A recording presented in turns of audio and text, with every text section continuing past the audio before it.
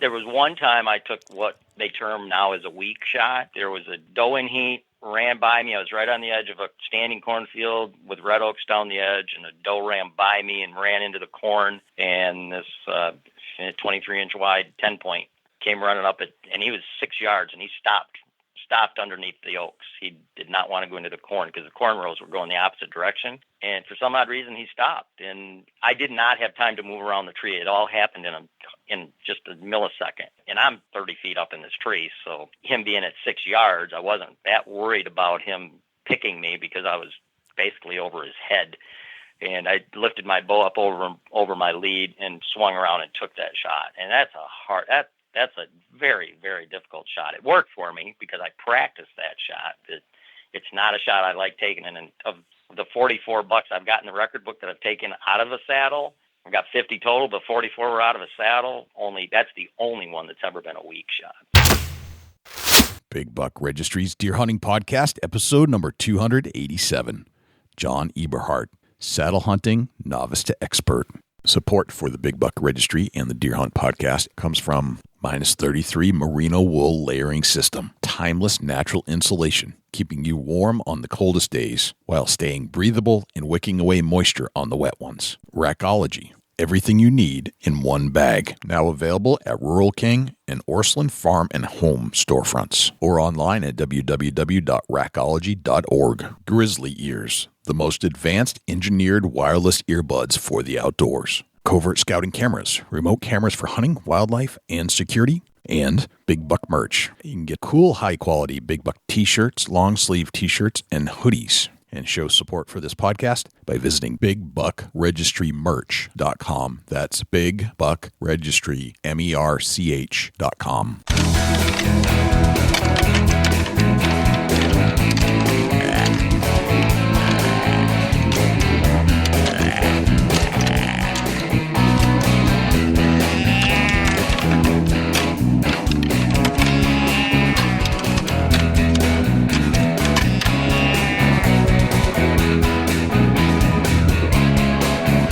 Big Buck Registry is a virtual museum of hunting stories. We preserve a piece of Americana by interviewing and recording hunters about their hunts and experiences from across the country.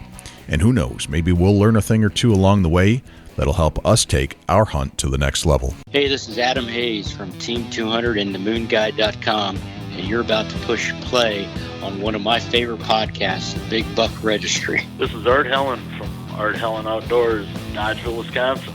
Get ready to listen to another amazing interview, the Big Buck Registry Deer Hunting Podcast. Hi, this is Barry Wenzel from Brothers of the Bow and Trophy Whitetail Boot Camps. I'm not really sure what a podcast is, but you're about to push play on what is now my favorite podcast, Big Buck Registry's Deer Hunting Podcast. Hello, ladies and gentlemen, and fellow predators. My name is Jay, and thank you for tuning in to the Big Buck Registry's Deer Hunting Podcast. For Dusty Phillips and Jim Keller and the entire staff here at the Big Buck Registry, welcome to this week's show. There are a couple things I'd like you to do for us if you could. If you would, please check us out on iTunes, subscribe, and leave us a review. With your help, we're going to try and push this show up the iTunes charts. I know we have a lot of listeners out there, and I need you to take some action.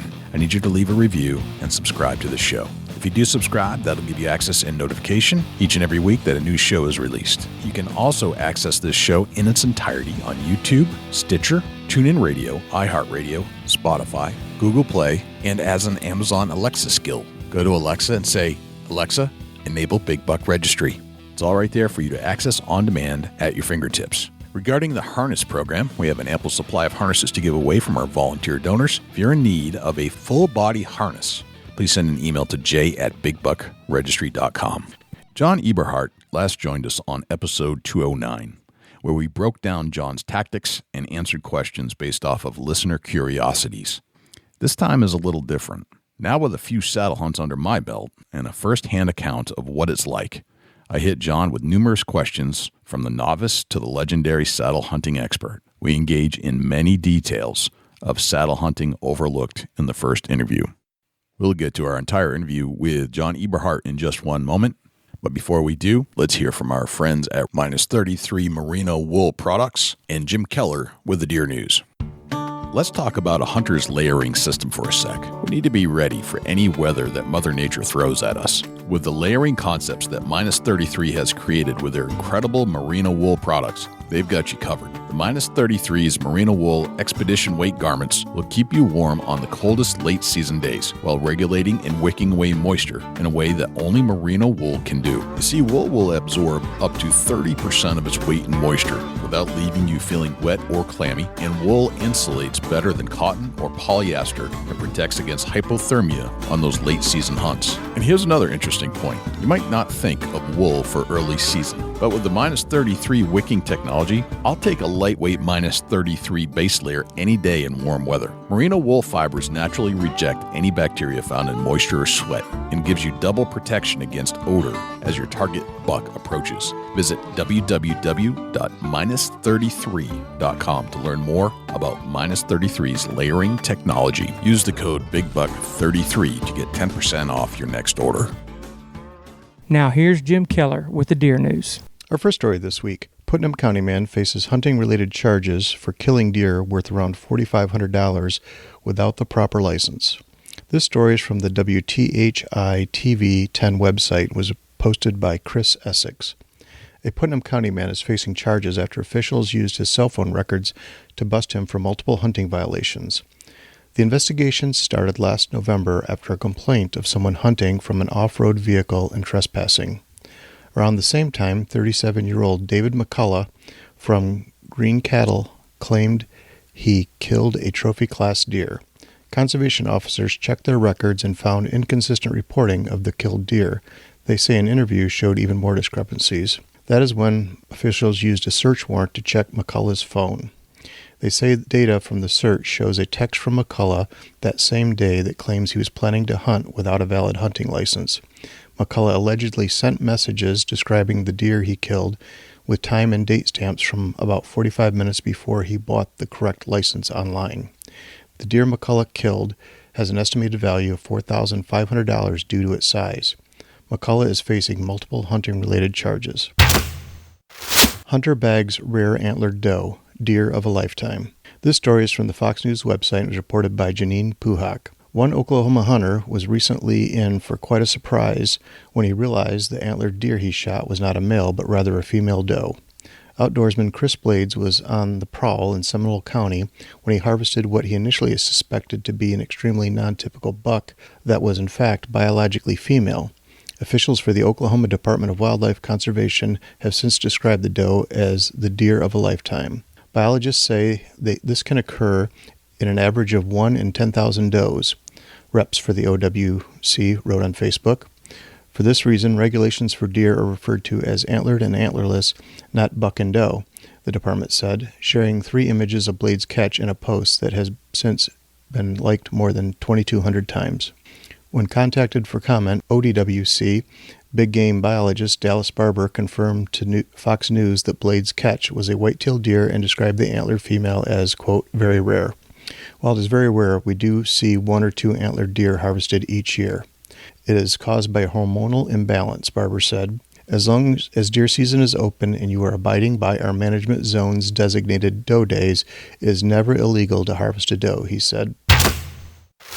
This might be the new world record whitetail. This story is from the Meat Eater website and was reported by Spencer Newharth. Social media is abuzz this morning as deer hunters fawn over what might be the new world record whitetail. Gunnar Womack, a teen out of Oklahoma, arrowed this incredible 8x8 buck last night while hunting over a wheat field. An initial score by Womack's dad put the buck at 201 inches net and 214 inches gross. Womack said the 13-inch difference comes from the shorter left G2 and broken main bean on the right side. The current world record typical whitetail is the famous Hansen buck, which has just over 213 inches of net antler. Womack has a better shot at claiming the new world record for a typical whitetail taken with archery equipment. That record belongs to Mel Johnson and has stood since 1965. Mel's perfect 6x6 Illinois deer scored 204 inches. Even if he can't reach the Hansen or Johnson buck, Womack will likely beat the current Oklahoma typical record of 194 inches. Womack's buck will certainly be close, but he'll have to wait another 59 days to get an official Boone and Crockett measurement. The club requires a drying period before taking a final score, which sometimes leads to as much as 5 inches in score lost. New research sheds light on lunar phase impact on white-tailed deer. This story is from the Spokesman Review website and was reported by John Hayes. Conventional wisdom has long held that deer are more active on moonlit nights and most active under a full moon. The day after, the conjecture followed deer move around less in the daylight. Research from 2017 says maybe not. That's because 2 years ago, the Penn State College of Agricultural Sciences published research suggesting that the moon and its phases have little to no impact on deer mobility by day or night. The research used GPS-monitored positions of does 2 years old or greater collected in October 2015 and October 2016. The original research had tracked those does on an hourly basis, providing better positioning data. The statistical model combined the elements of sunrise, sunset, hour of day, and moon phase, defined as a full moon being greater than 67% illuminated, a partial moon being 33% to 67% illuminated, and a new moon less than 33% illuminated. Tens of thousands of data points were tracked by Jessica Hepner, a Penn State undergrad awarded a summer research grant to analyze deer forest study data. The GPS telemetry showed that the deer moved nearly 200 feet per hour at night and fewer than 165 feet per hour during daylight hours. They moved from about 400 to 450 feet per hour at sunset and sunrise, and were more active near dusk than dawn. Overlaid against the periods of full moon, the study showed that the deer traveled fewer than 20 feet further per hour during nights with a new moon. In daylight, during periods of partial moon phase, they moved about 13 feet farther. Dwayne Diefenbach, adjunct professor of wildlife ecology and leader of the Pennsylvania Cooperative Fish and Wildlife Research Unit at Penn State, says that while the study was based on more data and used better technology than previous moon phase studies, more work could be done. That concludes this week's edition of the Big Buck Registry's Deer News. Special thanks to Tim Donzie, Daniel Applebaum, and John Geis for leads on stories this week. For links to the stories featured this week, please check our show notes at www.bigbuckregistry.com. If you have any ideas for future topics or have any questions about any of these topics, please email me at jim@bigbuckregistry.com. For the Big Buck Registry, this is Jim Keller with the Deer News. Well, thanks to Jim Keller for the Deer News. Without further ado, here is John Eberhart. John Eberhart, welcome back to the Big Buck Registry's Deer Hunting Podcast. How are you, my friend? I'm doing very well, Jay, and yourself? Doing quite well. Thank you for asking. I got to say, I finally got to go out in the woods and hunt with a saddle for the first time ever the other day. And I knew you were coming on the show, so it's like, you know what, this is going to be a perfect time to start asking John a lot of questions. Because last time we did it, I'm just speculating and going off what other people had asked me to ask, but I didn't have any reference point of my own, but now I do. Well, I'm a catch-all, and I think I can pretty much answer any question anybody has on saddle hunting, because I don't think anybody in the world has hunted out of the saddle more than me, or shot as many deer out of the saddle. Right. So I want to break it all down into little parts, as I think people who are curious about saddle hunting will want to know. And then there may be some advanced stuff that people have been, and you'll have to guide me there, I think. The people that have been hunting in the saddle for a while, what things might they be overlooking? We'll get into that in a sec. You had mentioned in the pre-show that the hunting public had just finished their gathering up there in Michigan. What was that all about? It was very interesting because initially it was supposed to be in Zone 3, which is southern Michigan, which is where probably 3/4 of the Michigan population lives, and the public land down in Zone 3 gets pressured way more than it does in northern Michigan. But they switched it. They moved it up to northern Michigan, kind of because I let the cat out of the bag. I thought Aaron had told me I could, say it was going to be in southern Michigan.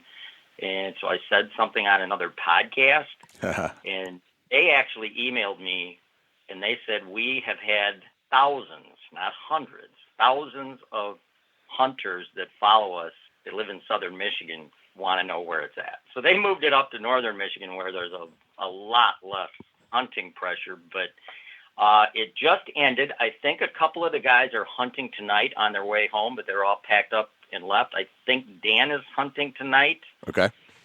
There was one buck shot. I think Joe is Dan's compadre. Oh, Mario, maybe? Huh? Was it Mario? I'm pretty sure it's Joe. Joe, okay. Yeah, he shot a little 8-point yesterday, but that was the only, I guess I could say, legal buck shot. And okay. There was 2 does shot. Gotcha. There was, let's see, Tethrd had Greg and Ernie, and 3 of their pro staffers, Dan and Joe, were here from the Beast.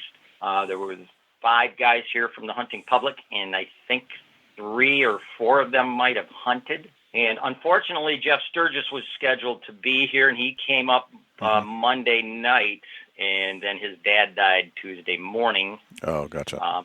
And he was he knew he was going to die, but obviously it was a surprise it was that day. So he obviously left. But we had a great time. I was up. I didn't hunt other than opening evening, and I passed on a 6-point at about 12 yards. Due to my shoulder, I thought I messed something up climbing and prepping a tree because I hadn't done anything in 3.5 months. But anyway, I was up there every night, and it was a great conversation. They did a couple podcasts. They filmed a lot of stuff.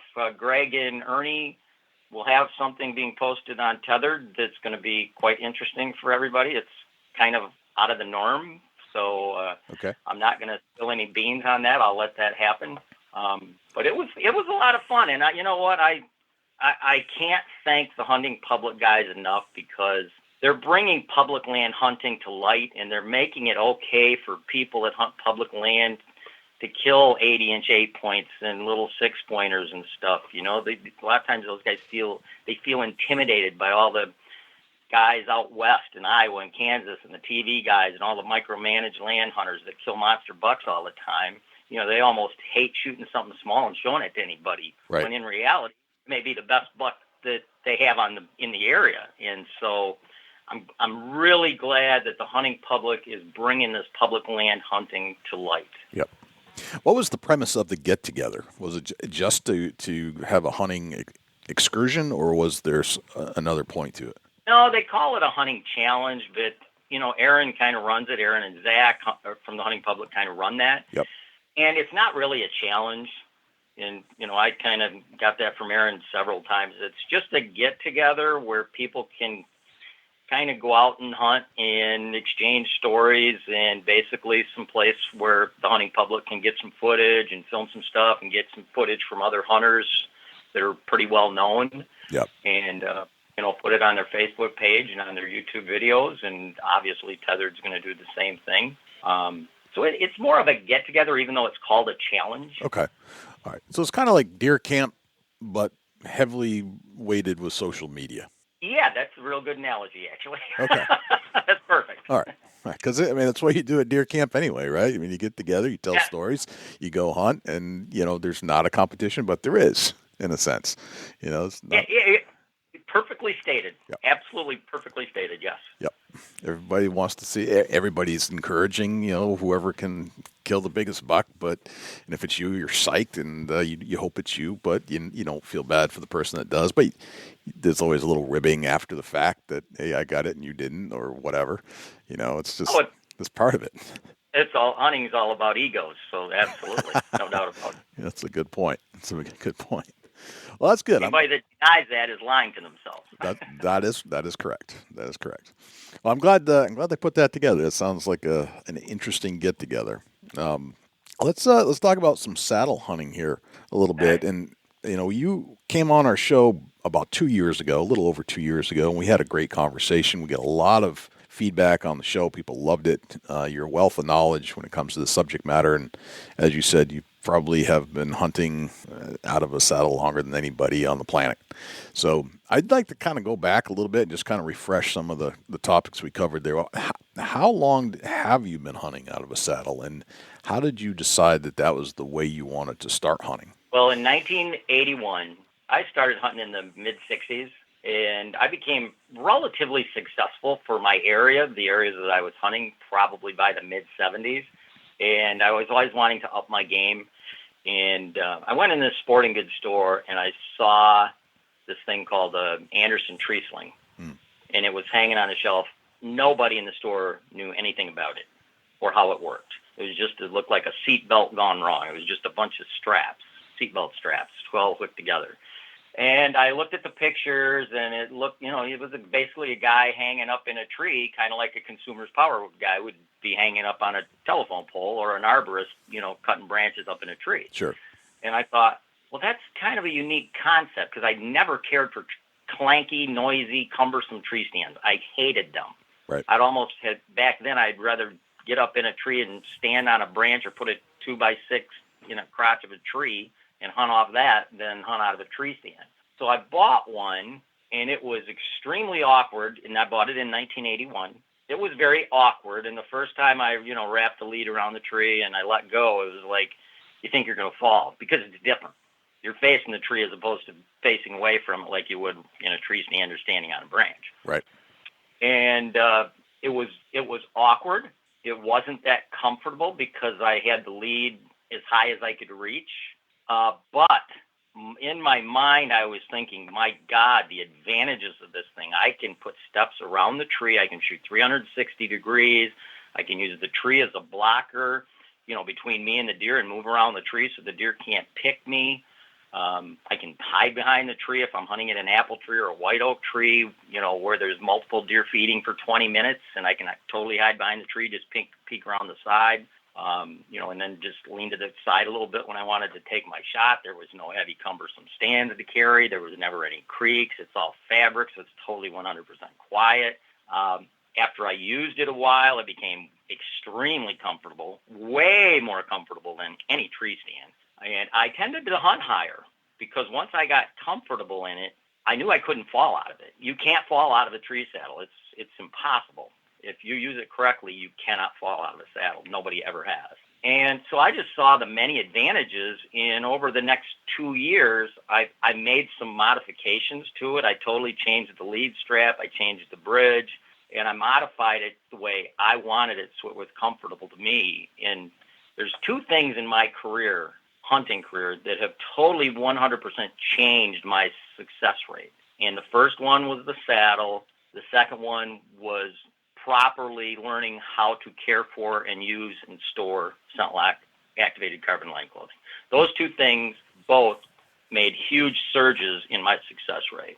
But the saddle was the first one. Okay. All right. So you're saying the saddle was instrumental in getting you into areas and having the ability to move around the tree, the ability to be quiet, the ability to pack more lightly, and that the carbon part of that was the second piece of your success. Yeah, I didn't start using scent-lock till the mid-'90s. Okay. So the saddle came 15 years earlier than me using scent-lock. And there's other advantages. The saddle only weighs 1.5 pounds, so you can wear it or you can roll it up. It's the size of a softball. You put it in your backpack.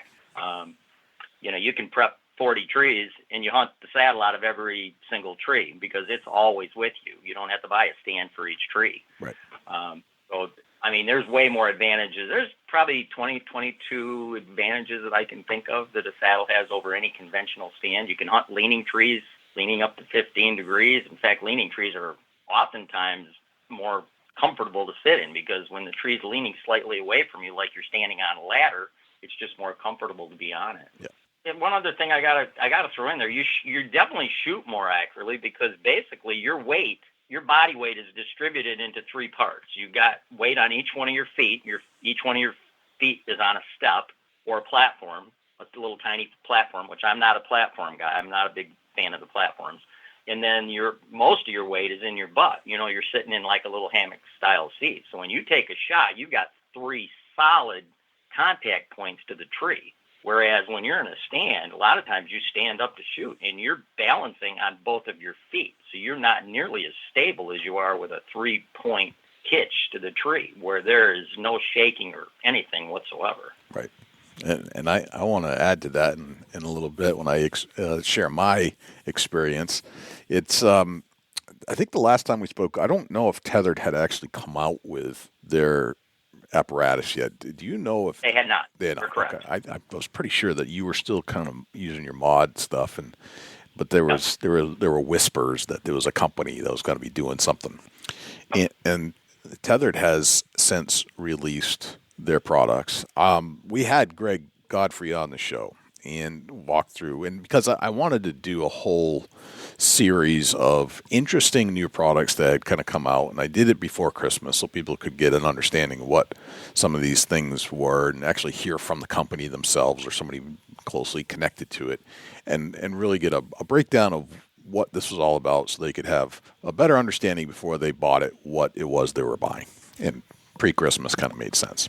So Greg came on the show, we broke it all down, and Greg had since sent me a setup, and it was I'm a 48-year-old overweight dad bod kind of guy. Like I'm 6'1", 230 pounds, muscular build generally speaking. I'm not in the best shape. I'm not in bad shape, but I'm not in the best shape either. I'm not a world-class athlete or anything. So he described my body type to him, and he gave me the setup of what he thought I should have. And he sent it to me, and it sat here on the floor until I think it was about early September that I started playing with it. And I looked at it, tried it on, put it back on the floor.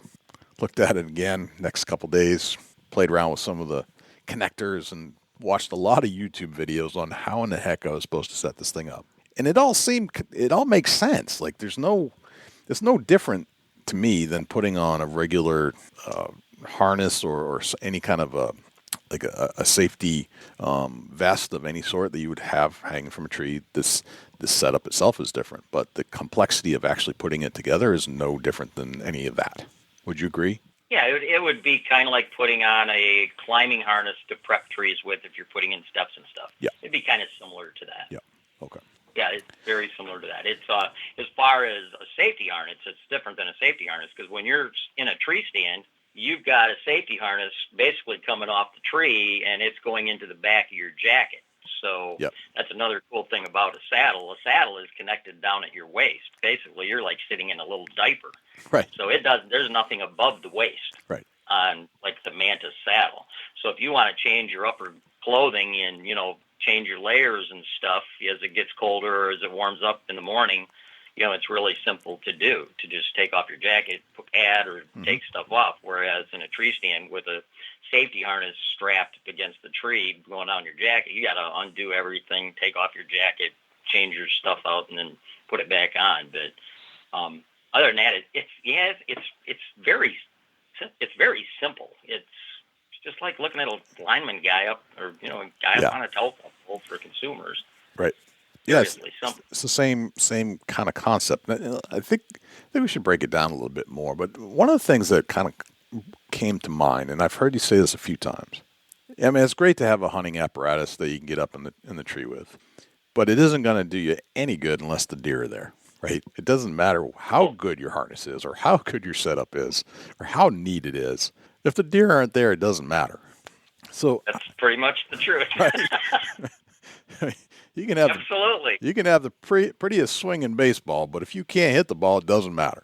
So how do you decide like where to hunt? And I've heard you mention a couple times now that you actually go out and, unlike, well, I guess very much like somebody that has a stand, a hang-on stand, or even putting up a ladder, they're going to prep the area. So it sounds like you actually scout areas.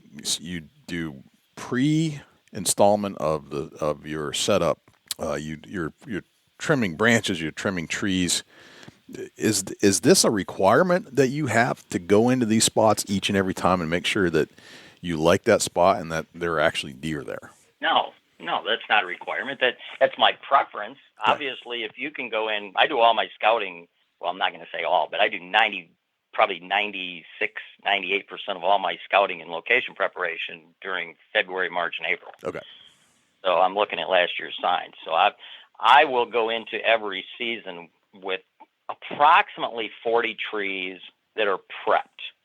Some may be on public land where on public land, you're really limited to what you can do. You're not supposed to cut branches and stuff, but I'll cut weeds and trim weeds and clear stuff back on public land and prep it as well as I can so that when I do go to that tree, it's pretty simple for me to put the strap on stuff up the tree, just go up there and hunt. Okay. But if I have the option and I'm on private land, because everything I do is public land and knock on doors for free permission. I've never hunted any land that anybody owns that I know. Never hunted managed land. It's all been public land or knock on doors or free walk on. Okay. So if I get permission from a farmer and he lets me, I'll put screw-in steps, and I've even had farmers let me put in spikes, where I'll buy 50-pound boxes of 60D spikes. They're big, like pole barn spikes, and Sure. I'll put spikes in the tree, so that tree's ready to hunt at any time for 10 years. Right. If you put in screw-ins, you usually have to take the screw-in steps out every 3 years and reinstall them because they grow in and they get kind of funky. So. True. But when you go into season, it's much easier to have a lot of locations ready. And then when a location's hot, it's there and it's ready to hunt. You're hunting everything out of a single saddle. I've hunted out of the same exact sling since 1981. Right. So, and it was $100. So right. all the trees, and I've probably prepped it a minimum of 500 trees in that time frame have been hunted out of a single sling. And the reason I use spikes when a farmer lets me is because they're cheap. You can buy a 50-pound box of spikes, and I use a cordless drill a hole, and put them in. I can buy a 50-pound box of spikes for like $100, and there's 300 spikes. Right. Versus paying, I use Cranford screw-ins, so those Cranford, they're $5 a piece. So it's a lot cheaper, to use the spikes than it is the steps. So but having a lot of trees prepped is a great idea. And when I'm postseason scouting, I prep trees that I have no idea. I may prep something next to an apple tree or next to a white oak or next to a red oak or something, let's say on a crop field edge, there's this primary scrape area from the year before. I may prep a tree there, not knowing if the apple tree is going to have apples or the white oak or the red oaks are going to have acorns or if the crop field is going to be in standing corn. Because if I prep a scrape area and then that field is in anything short cropped like hay or beans, I won't hunt it because a big buck in Michigan, because we have so much hunting pressure, is not going to be exposed during daylight hours with a big field in front of him. Right. But if it's in standing corn where he's got security cover to security cover, he'll come in and he'll work those scrapes in the daytime. Okay. And then what I'll do is I'll go out and I'll check all my early season locations. I'll do what I call a speed tour. Mm-hmm. And I'll do that usually after September 20th, and Michigan season opens October 1. So by September 20th, all of the 3.5-year-old and older bucks have been rubbed out probably for 3 weeks. They're usually rubbed out by the 1st of September. So that means if I go and let's say 20, I check 20 of my early season locations, which are all going to be at food locations or scrape areas from the year before. So obviously, if the trees don't have acorns or they don't have apples or the scrapes aren't active, obviously those are not going to get hunted. The ones that do have apples or acorns, or if there is an active scrape area and it's next to standing corn, the food locations, typically, if there's doe activity that's been in there feeding at them, there's going to be some kind of buck rubs or scrapes at those feeding locations as well. So I may have 20 early season locations that I go and check with my speed tour, and I'm wearing total scent lock when I'm doing it, so I'm not leaving any odor. I'm not there to prepare anything. I'm just there looking to see what kind of activity's there. Yep. Out of 20 trees, there may be 5 or 6 that I'm going to hunt that year because they have the adequate sign and they are actually dropping food. So that's kind of how I work it. And then the other half of my locations are rut phase only locations. They're going to be back in interiors of bedding areas or primary scrape areas, back in the brush, and everything revolves around security cover. If there's no perimeter security cover around a kill zone at any location, I won't set it up. Gotcha. It has to have perimeter security cover, and it has to have transition security cover to a known bedding area. So in other words, if there's an apple tree and it's got good perimeter security cover around it, let's say there's brush and weeds all around it, but for a deer to get from a bedding area to that apple tree or oak tree, he has to go through 100 yards of open timber, mature timber with no understudy, that spot will be worthless, because a mature buck is not going to walk through that open, vulnerable area to access that food spot in daylight hours. Right. Okay. That makes total sense. When you decide that, let's say you've got so many preseason trees already prepped from the scouting that you've done earlier in the year, postseason, and you ever got to a spot and the tree that you picked out isn't the ideal tree, like it's the right spot, but that tree over there is better than this one, and boy, I wish I had set that one up. Does that ever occur? Are you pretty solid on that's the correct tree for this area? Usually it's the correct tree, but absolutely. There's been times where, I need to move 20 or 30 yards. I've had locations in the past where I've had 4 trees within 30 yards of each other because I kept moving trees. And, 1 year, one tree might be better than the other, which is kind of weird. And I'm talking, these trees are all prepared. And I do a lot of freelancing too. So, if things aren't working out, I'll freelance. If I'm not seeing much, I'll totally freelance. I've shot a lot of my book bucks just freelancing, where I just go in with my stuff and just find the activity and jump up in a tree and hunt. So. And I think that's kind of where I was going with this, is that, there's the sign earlier in the year and you kind of expect it to be a good area, but then that the sign might not be there at that time, that's why you constantly scout. At least in my mind, you should always be scouting and go where the activity is most. If you've got enough locations prepped, I'm hunting 37 acres. I got 14 locations prepped on 37 acres. Yep. There's 2 other guys hunting it. I've killed 6 book bucks off that 37 acres. The other 2 guys have never killed one, and they've hunted it 20 years, and I've hunted it 10. Gotcha. You've got right locations, and they're in the right spots. Typically, you don't have to prep another tree, but like if I'm in a tree, and 37 acres is a pretty small parcel.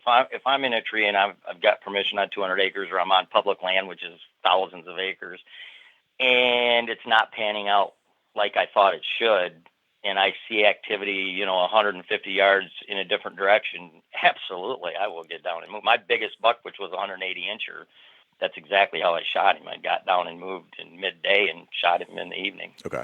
You're not afraid to move. The freelance, as you described it. Oh, You're willing to adapt to the situation in the area. You always have to adapt. But the cool thing about the Sling is you can prep enough trees that it's rare that you don't have a tree already in the right position. Unlike tree stands where, every time you prep a tree, you got a 100 or whatever cost tree stand and sticks and all that stuff, and or else if you're carrying a stand with you all the time, you got to make the noise of bringing it in and setting it up, and it's just not as easy with a saddle. It makes freelancing way more easier. And I think that's what's so attractive to me about the harness. Provided that it's comfortable enough, it's very attractive to freelance, like really, really attractive. And there's not a lot of extra prep work except for maybe the tree itself, if you can get away with it. It seems like it's the ideal freelancer device in my mind. It is, and kind of that's kind of what the majority of people that are saddle hunting are getting into, is they're a lot of freelance guys. Yeah. And the comfort is all in how you use it.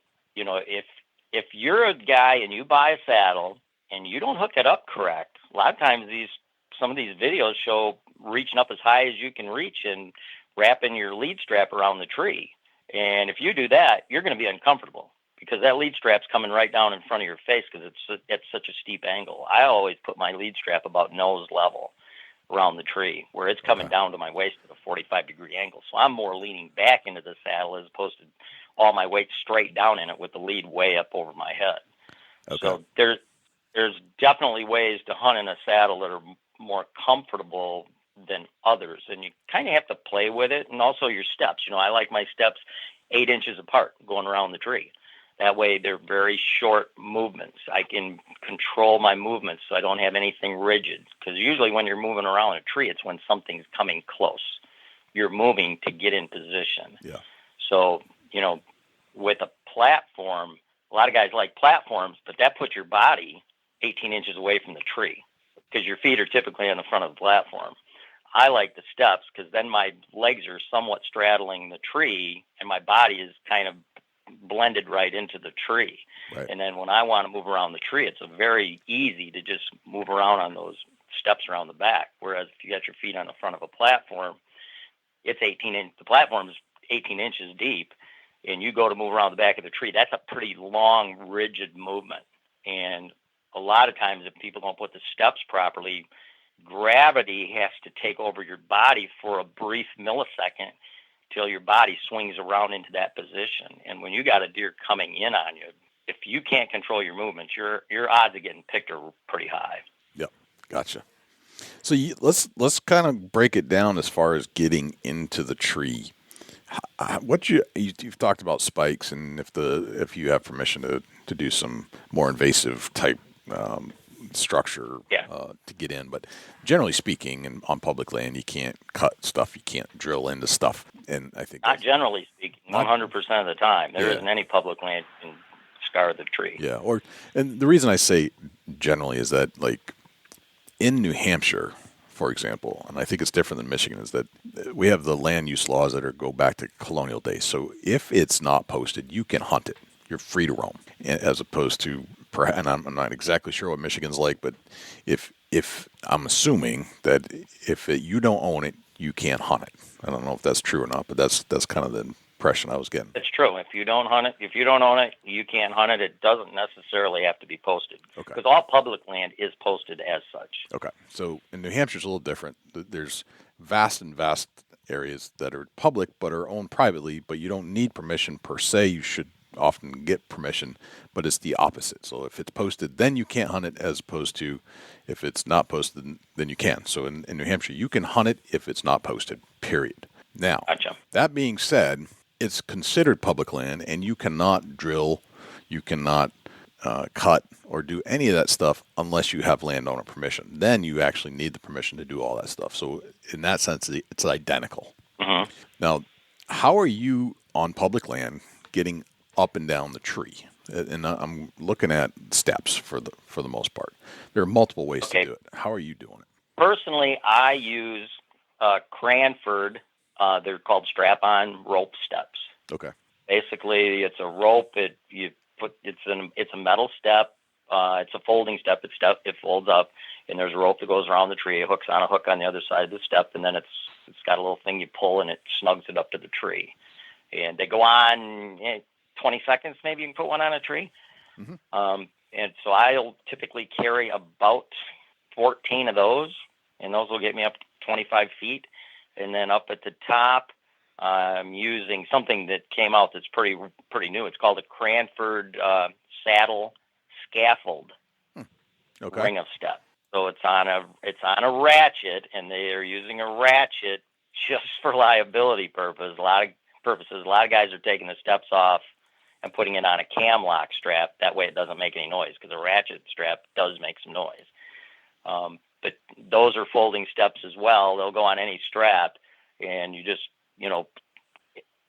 prior to tightening it down, you slide the steps around the strap exactly where you want them around the tree, and then you finish tightening it down. So that's your ring at the top. Okay. Why that over the ladder sticks, for example, or to me, sticks are cumbersome. Okay. I don't hunt out of a tree stand because I wanted to get away from the cumbersome. And usually, when you're hunting public land, you're going through brush and junk, and that stuff just gets hung up on stuff. Now there's a ton of guys online now that are using these little one-section sticks. They got 2 steps on them, maybe 3. They're really short. Mm-hmm. And then they use aiders, which is something you put on them and gives you a couple fabric steps down below. Yep. And those are becoming very, very popular. I've never used them, so I can't really speak intelligently about them. I've just used strap-ons, the Cranford strap-ons, for years. So okay, that's all I can say. That's funny about what I use. Yep, it's funny. I have a lot of. Go ahead. I have a lot of strap-on sticks. I've had companies send me, sticks, climbing sticks for years. So I've got a garage full of climbing sticks, but I've never ever used any because they're just too cumbersome for me to carry. But I'm talking about the ones that are 3 foot long. They got 4 steps on them, and most of these guys you see on YouTube now, they're using real short pieces and aluminum and with steel steps and stuff like that. Yep. So And they're kind of expensive, but a lot of guys are using them now. I haven't yet. So. Okay. Well, it's funny you say that. I have a garage full of these things too.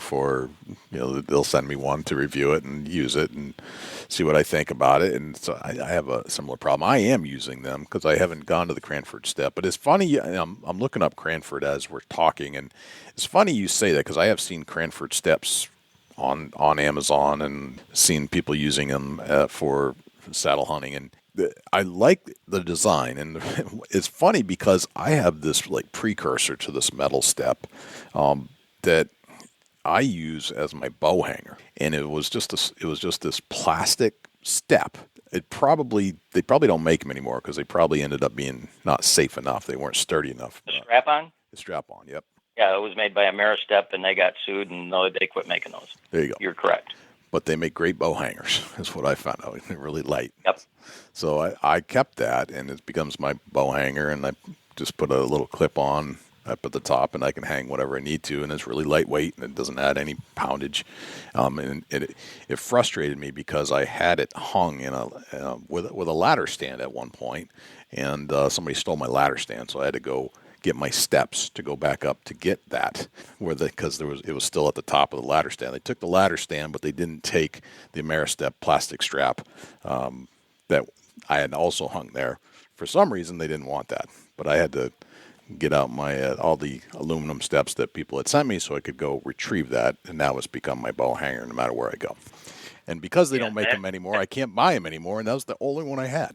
I have a set of those, and if you find them online, they go for a pretty good penny because they're really nice. I think what happened is probably during really cold weather, somebody that was a little heavier, that's plastic. It's made out of the same stuff they make football helmets out of. So it's not just plastic. There's a term for it, but it's a strong plastic. Right. And I think somebody put all their weight on the tip end of the step instead of keeping their weight against the tree where the step butts up to the tree. Right. Yeah. It's a durable plastic. And they got sued.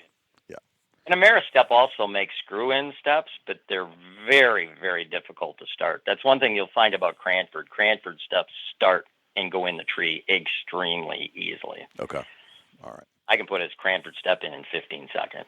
So you're a Cranford guy. You like the screw-in steps and you like the strap-ons to get up and down. Everything they do is made in USA. Their pivot points are made out of solid steel. All the other folding steps in the past have been hollow rivet-style pivot points, and they bend, they break.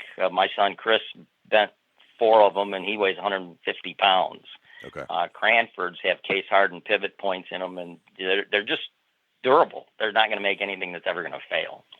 Gotcha. All right. That makes sense. All right. Very cool. Which is a big deal. All right. So they're lightweight. How much do they weigh per unit, roughly? Oh, my God. I would guess a rope step weighs, 7 ounces maybe. Wow. Okay. That's a guess, but I don't think it would be any more than that at the most. Gotcha. All right. So you're really walking in there with about, if you're carrying 14, a little over 7 pounds worth of steps. And that's definitely lighter. Yeah, probably with the scaffold ring. And what I do is I always carry a backpack full of a bunch of junk. And so I will have what I call freelance fanny pack. Yep. And I wear that underneath my backpack. So when I get to a tree, I'll take off my backpack, lay it on the ground next to my bow, and then I'll put the lineman belt on my saddle. That's your safety strap for climbing the tree, and I use that for prepping the tree. And I'll spin that fanny pack around to the front, and the fanny pack I have has 2 side pockets and 1 big pocket in the front. So on the side pockets is what I put my steps in, and some in the front as well. And as I go up the tree, I just take one out of each side and put them on the tree. And when I get up to the top, I put on the ring of steps because that's in the big front pocket, and put on a couple bow holders. And then I hang a rope, and then I climb back down and hook my bow to the rope, put my backpack on, and just go up the tree and hunt. Gotcha. Okay.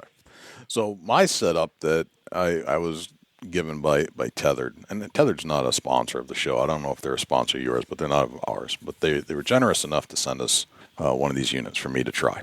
And I tried the platform. I looked at it. It's small. It's intimidating because I'm used to the heavier duty hanging tree stands. I'm usually putting something in the tree that's weighs probably, I don't even know, it's 20 pounds versus whatever this thing weighs, which is practically nothing. Right? Yeah, it weighs less than 2 pounds. Right. So I'm like, how on earth is this going to hold my 230-pound body and feel comfortable? And here's the deal. I did a lot of YouTube research.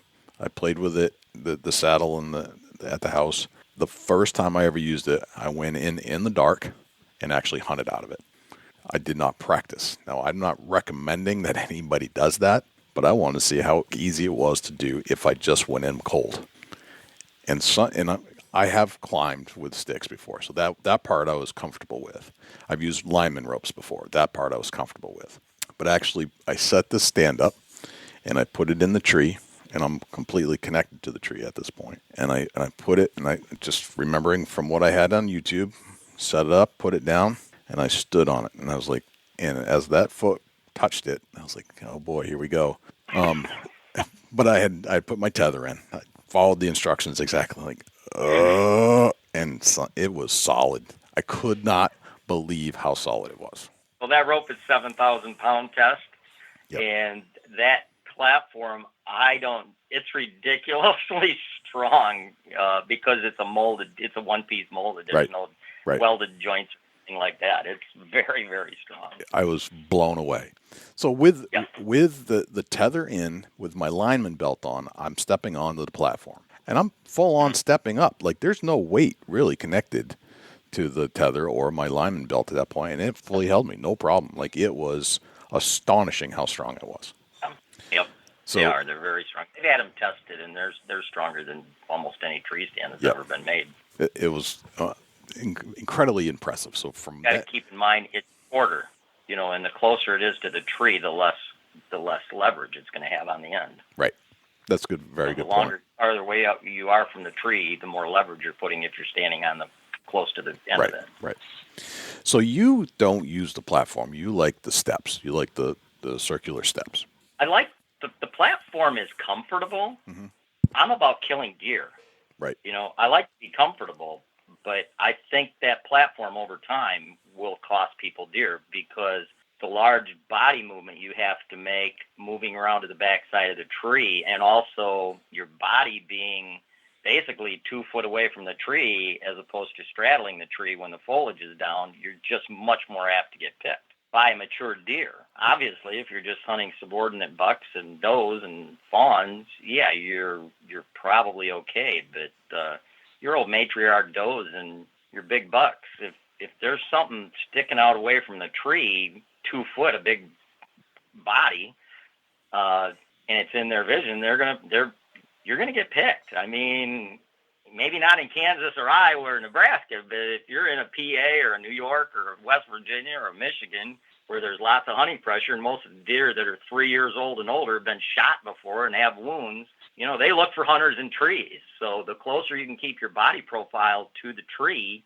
or around the backside of the tree, the better. And with that platform, if you're tied to that platform, obviously as the deer going by, you can't move your body around to the back side of the tree and keep the tree between you and the deer because you're basically locked into being on the platform. Yep. So it's all about killing. As long as I'm comfortable, I want to be in the best killing situation I can be. Okay. And there's no doubt in my mind that having steps around the tree where my legs are somewhat straddling the tree as opposed to having a platform where my feet are on the edge of the front of the platform, and the platform is 18 inches long, so my body is way far away from the tree. That's just something sticking out a lot that's much more apt to get picked by a mature deer. Okay. All right. So you think the platforms are nice and most people like it, so I'm not saying anything negative against that. I'm just about me. Well, we're not saying negative things, but you have a preference. Okay. Some people have a preference, and there is another option. You prefer the other option. Got it. And also with a platform, what it almost forces you to do, that people have these names for shots, okay? Mm-hmm. A strong shot, a drop shot, a weak shot, which I think is kind of ridiculous, but that's what they've termed this stuff. The weak side shot, right? Yep. Basically, if you're right-handed, and let's say you're facing the tree, and a deer comes in on your right-hand side, What they call that is a weak shot, where most YouTube videos show you lifting your bow over your lead strap, which is in front of you, and then contorting your body and shooting to your right-hand side, to your 3 o'clock, let's say. Yep. And you've got to keep in mind, if a deer is at your 3 o'clock, your body profile is away from the tree, okay? Yep. And you're making all these movements where you are in clear vision of that deer. In other words, your body is on the same side of the tree, basically, as the deer is. And that should never happen out of the saddle. When you're hunting out of the saddle, your body should always be, if you're going to shoot at a deer, the tree trunk should always be between you and the deer, where you're just leaning to the side of the tree and taking your shot. So for me, as opposed to being on the platform and doing that weak shot, going over the top of the lead and contorting my body, which contorts your anchor point, it contorts your draw length, it contorts everything, makes the shot very difficult. As I see the thing coming to fruition, the deer coming in, I swing around, I move around the tree to my left. So I've got the tree trunk between me and the deer. And then when the shot opportunity, and I'm just peeking around the corner, the side of the edge of the tree, and when the shot happens, I just slightly slide to the side and take the shot, where probably only 1/4 to 1/3 of my body is exposed from behind the trunk of the tree. Okay, so to me, it's all about killing. It's not about looking cool. People wear face paint to look cool because they make nice, neat patterns, and people do things to look cool. To me, it's all about killing big bucks. Right. So whatever works best for me that's what I do. So you're using the tree as a way to hide. You're keeping out of the visual 100%. Of the deer. Yes. Okay. Until the last possible moment when you have to expose yourself somewhat, but you're relying on your I guess a stealth position. Even in the tree, you got there in a stealth kind of way. You're in the tree, but you're still staying stealth in the tree, is what you're saying. Yeah, but I've turned that weak shot into what they call a strong shot. I never take a weak shot. All my shots are strong shots. I always am shooting to my left. To your left, where I can take a strong shot. It's not going to affect my anchor point. I can come to full draw, and when I say lean out to the side of the tree, it's a very, very, very slight lean, and obviously I'm peeking around the corner at the deer, so I do it when the deer's attention is elsewhere. Okay. Your body is on the same side of the tree. It's probably pretty hard to make a big movement without the deer noticing it. Gotcha. So you're facing the tree, and you're moving to the left of the tree for the shot. If a deer's coming in from, let's say, 5 o'clock to 3 o'clock, yeah, if I see that deer at 5 o'clock, I'm moving around to the back side of the tree, and as that deer comes into 3 o'clock, I'm sliding back around a little bit to my right. So I move way around to the left, almost to the back side, and then as it slides around to my 3 o'clock, which is what I want for a broadside shot, I'll slide back around to my right a little bit, and then when the shot presents itself, or else it goes past the 3 o'clock into the 2 o'clock, where now I got a quartering away shot, I just slightly, which is typically what I would do, because now the deer's facing kind of away from me, and I got a better shot with a quartering away, then I'll just slightly lean and take the shot. So you're leaning to, you've circled around to the left, but then you're leaning to the right to take the shot that, as they're describing, is the weak side shot, but to you it's the strong. No, you got it a little bit. When I see the deer coming from my 5 o'clock, I'm seeing this at a little bit of a distance. And because my legs are kind of straddling the tree, I just slightly move around. I move around 180 degrees to the back side of the tree. Gotcha. Move around on my step. Okay. And then as the deer comes to what was my 3 o'clock when I was in my original position, so the deer is coming by at what would have been my 3 o'clock, I will slightly move back to my right towards my original position. I'll slightly move back. And then when it gets to my 2 o'clock or my 1 o'clock, I'll just then lean off to the side and take that shot. So the tree trunk is between me and the deer pretty much all the time. All the time. So you're just leaning to one side or the other. But you prefer the shot, and I'm still trying to visualize this. I know this is audio, but you're trying to take a shot to the right of the tree. Is that correct? I'm always wanting my shot as a right-hander. I always want my shot to be to my left. To your left, okay. I never want, as a right-hander, for my shot to be to my right. Gotcha. All right. Because that way I have to contort my body to take that shot. It is a more difficult shot. I never want my body to be between the tree and the deer. I want my body to be behind the tree all the time. Right, which means that you really need to take that shot from the left side of the tree. Okay. Yeah. And it's all, anytime you're taking a shot to your left, it's going to be a strong shot for a right-hander. Yep. Okay. And on a left-hander, your strong shot's going to be to the right side of the tree. Right. Got it. There was one time I took what they term now as a weak shot. Yeah. And there was a doe in heat ran by me. I was right on the edge of a standing cornfield with red oaks down the edge, and a doe ran by me and ran into the corn. And this 23-inch wide 10-point came running up and he was 6 yards, and he stopped underneath the oaks. He did not want to go into the corn because the corn rows were going the opposite direction. I don't think she was in heat. I think she was close. And for some odd reason, he stopped. And I did not have time to move around the tree. It all happened in just a millisecond. And I just lifted and I'm 30 feet up in this tree. So him being at 6 yards, I wasn't that worried about him picking me because I was basically over his head. And I lifted my bow up over my lead and swung around and took that shot. And that's a very, very difficult shot. It worked for me because I practiced that shot. It's not a shot I like taking. And of the 44 bucks I've got in the record book that I've taken out of a saddle, I've got 50 total, but 44 were out of a saddle. That's the only one that's ever been a weak shot. Okay. So you're 99-point-something% taking strong side shots to the left as opposed to trying to do the weak side shots for a right-hander to the right. Correct. Yes. Okay. That makes total sense to me after doing what I did the other day.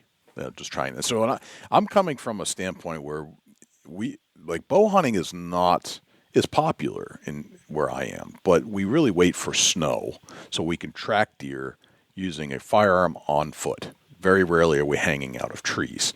Like, this is just not something that the people from Maine and New Hampshire typically do. They usually wait for snow. Like, that's like the quintessential style of hunting that New Englanders like to do. The Benoit way. The Benoit way. That's exactly right. Lane was a very, very, very good friend of mine. I was working with him just prior to him passing on his final project, and wasn't supposed to be his final project. It was supposed to be his latest project, and we were working together on it, and then he passed suddenly. But yes, that's the Benoit way is the way that I've more or less adopted. So hanging from trees other than from tree stands, this is a brand new concept to me. But I got to tell you, John, I think I've fallen in love with the whole concept and the feeling that you get when you're up there and the idea of how you get in and out. Like, I wish I had done this 30 years ago. Everybody says that. Yeah. And that's one thing that Tethrd is really doing that's different from anybody else that's been in this category before, is Tethrd has got a pretty healthy pro staff, and basically all over the country, these pro staffers in the summer are putting on these little clinics where they're for free. It's welcome for anybody to come, and these pro staffers are teaching people how to properly set up in a saddle, how to sit, how to comfortably move around the tree. And boy, I would suggest anybody that's looking at getting a saddle to keep their eye on Tethrd and, watch their Facebook page, because they always post that stuff well in advance of when it's going to happen. Yep. Because if you buy a saddle and you don't have somebody show you how to use it correctly, it might not be that comfortable when you first start using it. If you use it a while and you stick to it because you know all the advantages and you want to learn how to use it, you'll figure it out. But my God, when Trophy Line first came out with their saddle, I would bet money 50% of the people that bought them used them once and never used them again because they were just uncomfortable, but they were only uncomfortable because they didn't know how to properly use them. It's just like scent lock. If you don't know how to properly care and use and store scent lock, it's not going to work for you. Gotcha. So, properly learning how to use something makes a big difference in how it actually functions. Well, it's funny you mentioned that because my compadre here in New Hampshire, who I hunt with quite a bit, I mentioned to him that I had this saddle. I was going to give it a shot. And he goes, "Oh, I tried that 20 years ago, and I gave it away because I bought one, and it was the most uncomfortable thing I've ever hunted in." So I was skeptical, right away. I'm like, "Oh man, here we go." So now I went in blind. Like I said, I went in day one, didn't practice, went in the dark, and actually hunted out of it right away. And I could not have been more comfortable. I could not believe the comfort level that I was experiencing, where I'm waiting for this to become uncomfortable at some point. I'm 20 minutes in, I'm 30 minutes in, I'm 2 hours in. I'm like, I've never been so comfortable in a tree. Yeah, I fall asleep in mine all the time. Yeah, I was kicking back. This is fantastic. Oh, I'm wearing I'm using a compound bow. I have. Can I ask you ask you how much you weigh? If Yes, you mind? I weigh 230 pounds. Because Tethrd gets emails from people or Facebook responses. Well, how much can I weigh and still use this? And I work with a guy from Ohio that's 260. He's 6'6", and he's a big man, ex-Marine, and he loves it. So as long as you learn how to use it properly, weight is not an issue. As long as you can climb the tree. I was concerned of that. I'm not a small guy, and my friend has said, only skinny guys hunt out of saddles, and I said, well, I'm not that, so I'm going to give it a shot anyway. But I was wearing my ghillie suit. I climbed up using my sticks. I had the platform. I had it tethered in correctly. I took off my lineman's belt, and then I sat down, and it was heavenly. This is from what my friend told me. This is not what he experienced. This is. You watched the right videos, obviously. Apparently, I did, because I did make sure I got it connected right. But I hadn't hung from a tree yet, and that was in the I'm looking at the bridge, and the bridge is this really thin rope. They tell me it holds a Jeep. It's 5,000 pound test or something like that. It's not that thin. It's a 1/2 inch diameter nylon rope, and it doesn't look like it should hold me. You know what I mean? Oh, you're talking about the bridge. The bridge. Yeah, not the tether. The bridge is made out of am steel. Yeah. That's God, I think that's over 7,000 pound test. But you're looking at this bridge, and you're like, the tethered line is thick. And I'm like, oh, yeah, that's going to hold me. Lineman's belt, yeah, that looks great. But I look at the bridge, I'm like, I don't know. But I connected it, and man, that thing, no problem. Absolutely no problem. I'm sliding, I can move from side to side. The carabiner is moving over the carabiner nice and smooth.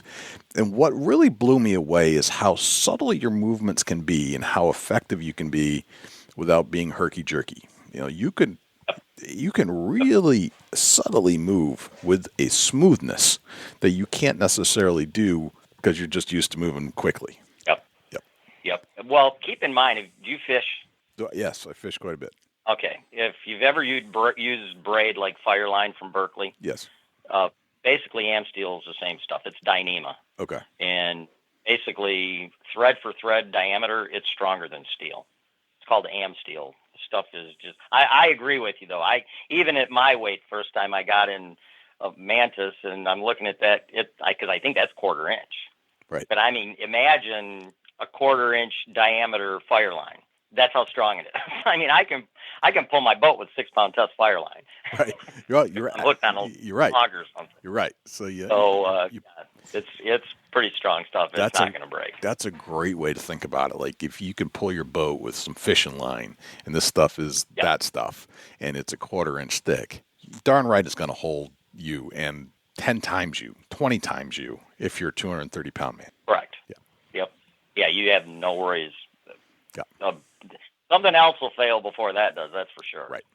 And also, a lot of these videos you watch are for people that don't have a clue what they're doing. They've never killed anything out of it. Yep. When you watch videos and you see these guys and they got their foot up on the side of the tree and their bodies are perpendicular to the tree when they're taking a shot downward, it almost makes it look like you got to be a gymnast to hunt out of it. And that is so far from the truth. You should never, ever be in an awkward position when you're shooting at a deer. Right. Your feet should both be planted firmly on steps or the platform, and you should never have to put your foot up on the side of a tree.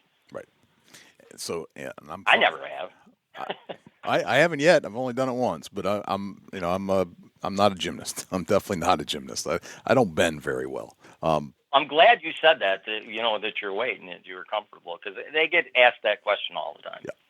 And, on a good day, I'm probably pushing 235, somewhere between 230 and 235, 6 feet tall, and thick legs.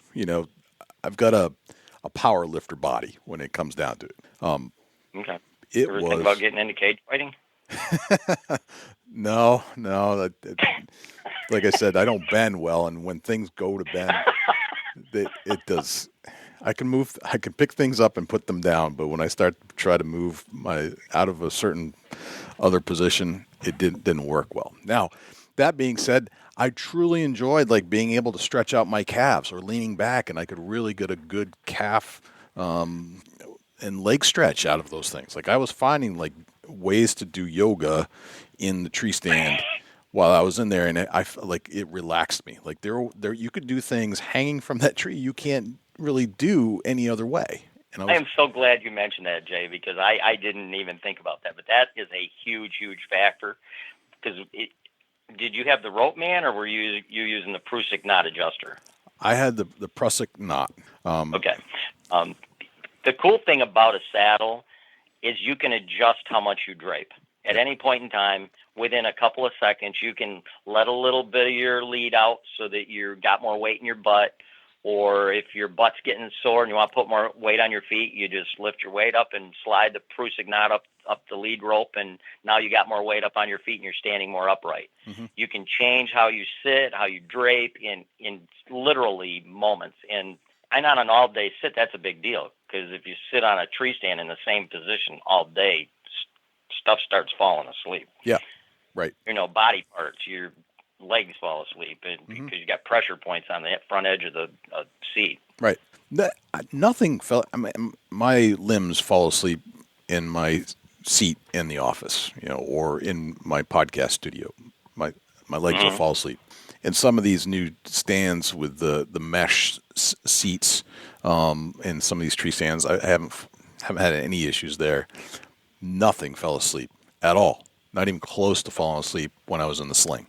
It was, like I said, it was kind of like doing yoga. I'm constantly being able to readjust and feel comfortable. There's never a point where, and again, I'm not promoting any of this stuff necessarily, but I'm just having a full-fledged, honest conversation. What I experienced, I was never, ever uncomfortable. Nothing fell asleep.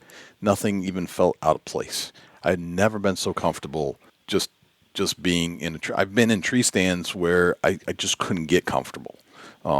Metal platforms that I just couldn't get comfortable, but this was different. If there's a couple guys that are on a lot of these Facebook replies and stuff, and there's one guy, and he has got a really bad back. He's had a couple back surgeries, and he can't hunt out of a tree stand, and he can sit in his saddle all day.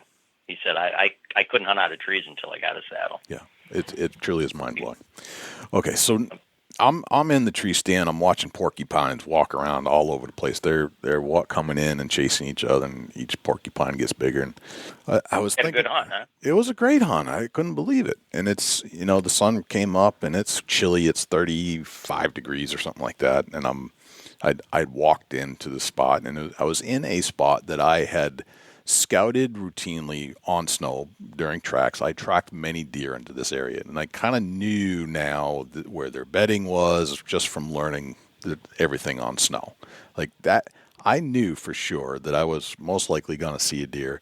In fact, I was in that area the night before just doing some scouting from the ground, seeing what was going on, and a deer had walked down this path. And it was about 70 yards away from where I was. I was up against a very thick old maple tree, and I was checking out some oyster mushrooms that were growing about 8 feet high off of it. And I was thinking, I'm going to come back and get those. And I had my bow, but it was more of a scouting observation hunt. I wasn't really planning to kill anything that night, but I did see what was a small buck move through this area, and I knew that if I was going to hunt that spot, I had to get closer.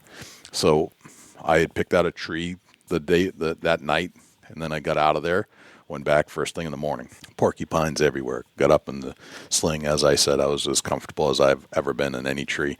And around 8:30 in the morning, And again, it's cold, it's brisk, it's high pressure. It's blue skies. It's perfect, ideal conditions for deer to move in the morning. And I look up, and there are 4 deer coming down the hill towards me, and it's a sharp decline. Like there's the hill where the hill starts is 50 yards from me, but they were coming down that hill, and I could see them coming. And I'm hanging from the tree, but I'm fully exposed. I have a ghillie suit on, and I'm hanging from the Tethrd with my feet on the platform, so I'm out away from the tree. And as you described, there were 3 of the deer were juveniles. There was 1 monarch doe that came down the hill, and she picked me up right away. She knew something was up, but they kept coming. The deer, the younger deer, walked right by me, right underneath me, and the monarch doe came down, and she was hanging back, but she still kind of came through. Like, I'm okay, and I froze, and I let them still walk through, but she definitely picked me up, and she kept her eye on you. She kept her eye on me, and they came back. They went through, but then they circled around, went back up the hill. They weren't quite sure what it was, but then they came back down through again. So it was just an interesting interaction that, yes, I got picked up. I don't know if it was the ghillie suit or what, but that I had, in 24 hours, I'd done it.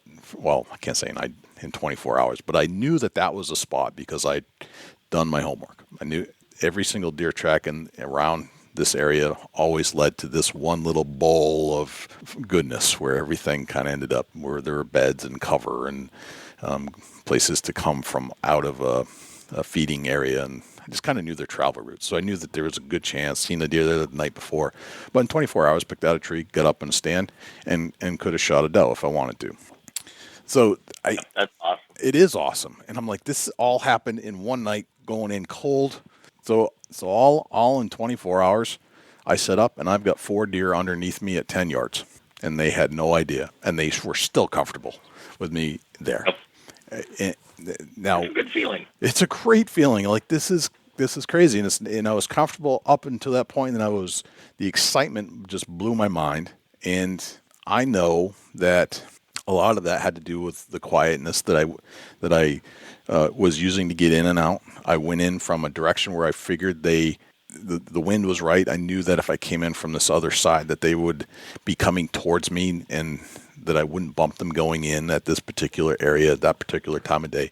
So yeah, I did my homework, but it was an amazing feeling to know that on day 1 of me being in a saddle, that this was all happening. Because I have to say that I jumped in using just some pre-scouting information, and I got in and I was on top of deer. Now, if I had just gone to the ladder stand that I could have gone to, where the deer may not have been, because that's not what my information was telling me. That's not what the intel told me, that's not where the deer were. But I think some people get stuck on a stand.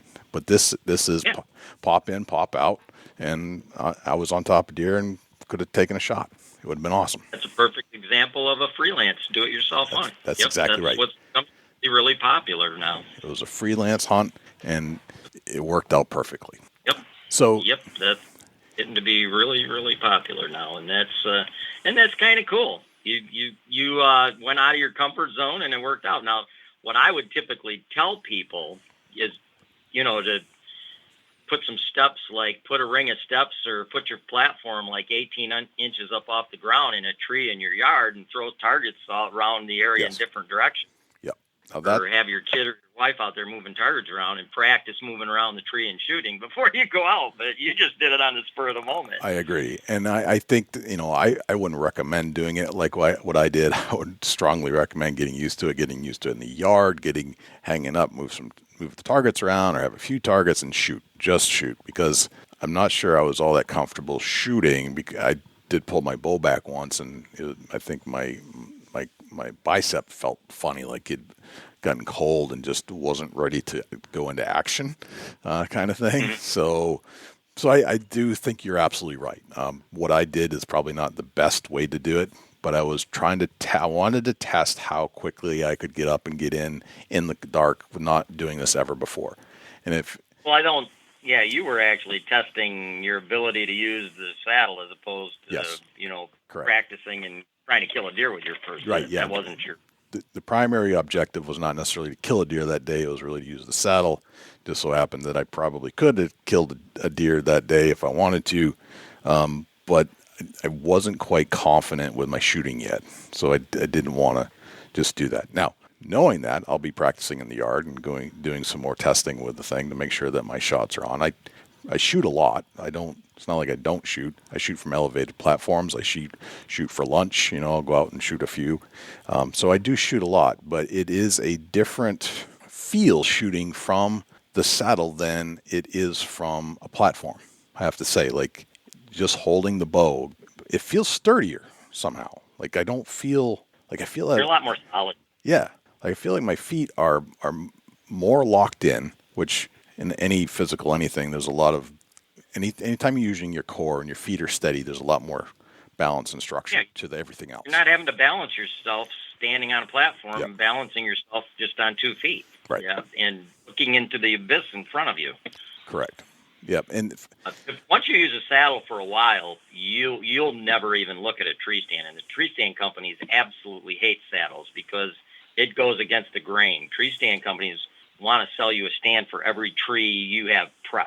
So they are not real keen on this whole saddle thing because you only have to have one saddle for the rest of your life to hunt every tree you ever hunt forever. I'm sure they're not going to like that we're having this conversation. That's for sure.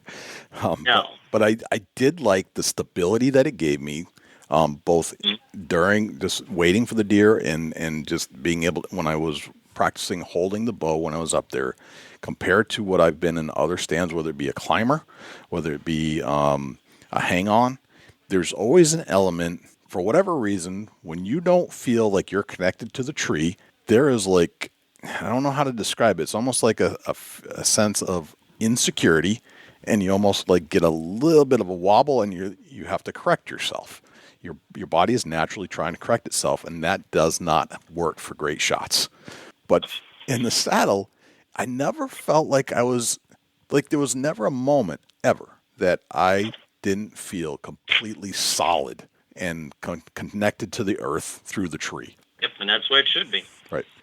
So absolutely the way it let's get out of the conversation of hunting from the saddle. It's been a great conversation, and just get into some... I mentioned one more thing, Jay, before we let the saddle thing go. Absolutely.